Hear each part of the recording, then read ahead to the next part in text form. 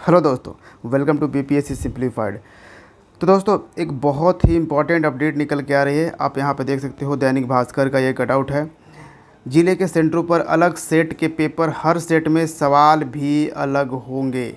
जी हाँ, बहुत सारे बदलाव यहाँ पे देखने को मिल रहे हैं।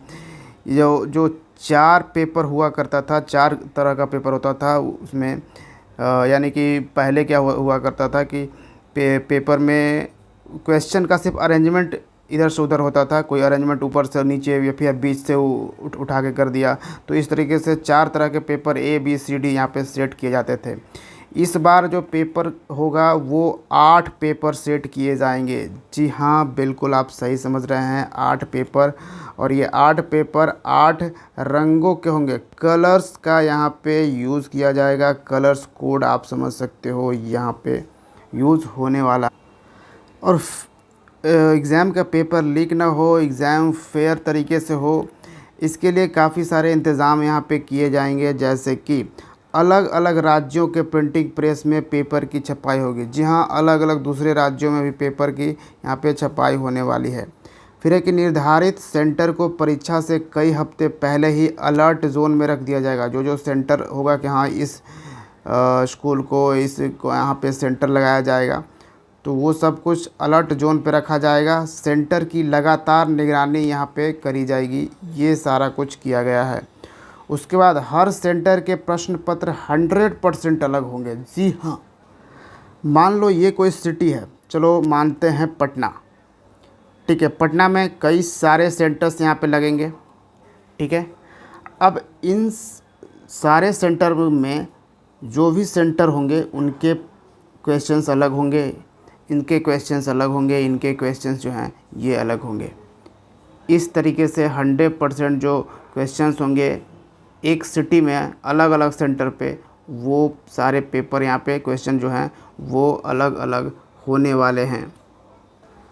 और जहाँ तक बात है क्रम का, अरेंजमेंट का, तो वो भी 96% तक उसमें बदलाव यहाँ पे देखे जाएंगे। ठीक है, और अगला है देखिए यहाँ पे कि प्रश्न पत्रों का परिवहन पे जो प्रेस जहाँ से ये प्रिंट होगा वहाँ से ट्रेजरी तक ले जाने, यानी ज़िले की ट्रेजरी तक अलग अलग जगहों से पहुँचेगा, ताकि ट्रेजरी तक पहुँचने के दौरान वाहन का लोकेशन नहीं मिल सके। पेपर की कोडिंग नंबर से नहीं, कलर से होगी पेपर की जो कोडिंग होगी। ठीक है, उसके बाद किस सेंटर पे किस कलर का क्वेश्चन पेपर जाएगा वो डिसाइड होगा 2 घंटे पहले। जी हाँ, 2 घंटे पहले सूचना मिलेगा, ये इन्फॉर्मेशन दिया जाएगा डीएम को। ठीक है, और वो पेपर पहुंचाने वाली गाड़ी में जीपीएस ट्रैकर भी होंगे। फिर है कि जिस वाहन से प्रश्न पत्र का परिवहन होगा उसमें ड्राइवर के साथ इस बार अधिकारी और कर्मचारी भी होंगे, क्योंकि इस बार, इसके पहले वाले में यही देखा गया था कि ड्राइवर के साथ साथ यहाँ पे ड्राइवर से ही लीक कर लिया गया था यहाँ पे जो पेपर था। ठीक है, तो ये चीज़ भी यहाँ पे किया गया, जैसे नीट वाला में ऐसे ही किया गया था। फिर आप यहाँ पे देखोगे कि 2 दिन होगी परीक्षा। हाँ, परीक्षा 2 दिन होने की पूरी संभावना यहाँ पे जता दी गई है एक तरीके से। और 50% आरक्षण रोस्टर पर ही चयन होगा। पहले वाला जो आप 65% वाला था, तो ये तो सुप्रीम कोर्ट ने रद्द कर दिया ना, ये हमने डिस्कस किया था एक वीडियो में। तो 65% वाला सुप्रीम कोर्ट जब रद्द कर दिया है, तो कौन से रोस्टर पे, कौन से रिजर्वेशन रोस्टर पे होगा, 50% वाले जो रिजर्वेशन रोस्टर है उसी पे ही यहाँ पे सिलेक्शन होएगा। और देखिए यहाँ पे संभावना जताई जा रही है कि इस बार, क्योंकि वैकेंसी ज़्यादा, हमने आपको बताया था एक वीडियो में, इसी तरीके से इस बार 8 से 10 लाख स्टूडेंट्स फॉर्म फिल करने वाले हैं। जी हाँ, 8 से 10 लाख।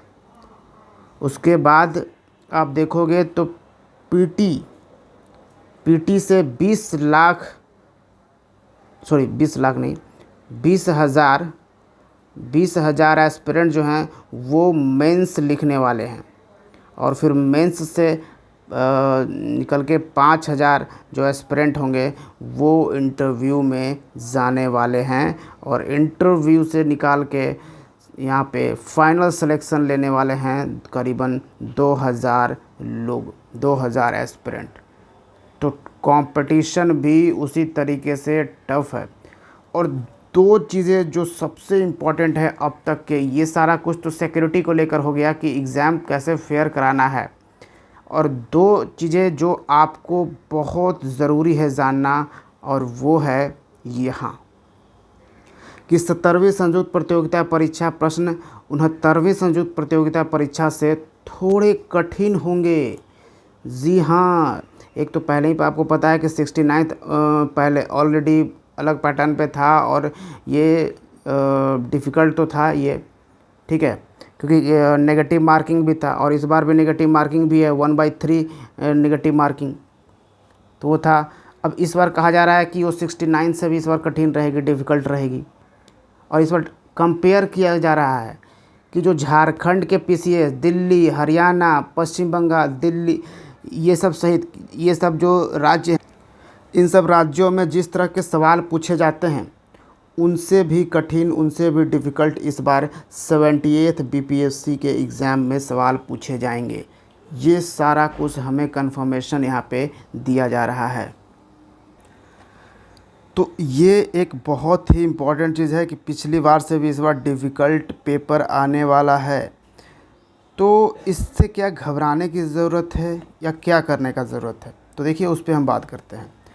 देखिए, सवाल थोड़े डिफ़िकल्ट होंगे, नो डाउट, लेकिन अगर आपने उसको रिवाइज़ किया होगा तो डिफ़िकल्ट प्रश्न भी आप सॉल्व कर सकते हो। आपने जो भी पढ़ा है सालों भर, जो भी किया है, ठीक है, उसके बाद से आपने अगर नहीं भी पढ़ा है और अभी सोच रहे हो कि 1 महीने में हो जाए, तो हालांकि होना मुश्किल है, लेकिन आप इसको एक तरीके से चैलेंज ले सकते हो, ठीक है। और आपको करना क्या है, पहले तो जो मेन जो 4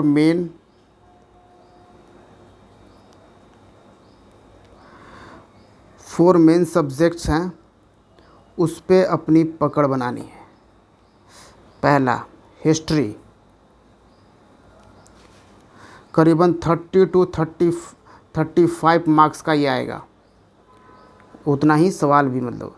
दूसरा करेंट अफेयर्स, नेशनल और इंटरनेशनल की हम बात कर रहे हैं, ये भी 30 to 35 का ही रहेगा। थर्ड में साइंस आपका होने वाला है करीबन 25 to 30, ठीक है। और उसके बाद फोर्थ आपका है बिहार स्पेशल, ठीक है, बिहार स्पेशल। ये 4 को बिल्कुल एग्जैक्ट मेन तरीके से पढ़िए, एकदम से इसको मत छोड़िए, और इसके साथ सब्सिडरी के तौर पर बाकी के जो भी हैं उसको थोड़ा थोड़ा पढ़ते चलिए। और वो कौन सा होगा, वो होगा पॉलिटी, ज्योग्राफी, इकोनॉमिक्स और मैथ्स। जी हाँ, मैथ्स को मत छोड़िएगा। मान लीजिए 10 सवाल आते हैं, अगर उन 10 सवाल में से अगर आपने कम से कम 7 से 8 सवाल बना दिए तो आपका एक यहाँ पे रैंक डिसाइड कर देगा। एक्चुअली रैंक नहीं डिसाइड, मतलब कि आपका कट ऑफ एक तरीके से डिसाइड कर देगा, ठीक है। तो इसको भी छोड़ना तो है नहीं, ठीक है, छोड़ना तो बिल्कुल ही बनता नहीं है। तो यहाँ पे आपको काम करना।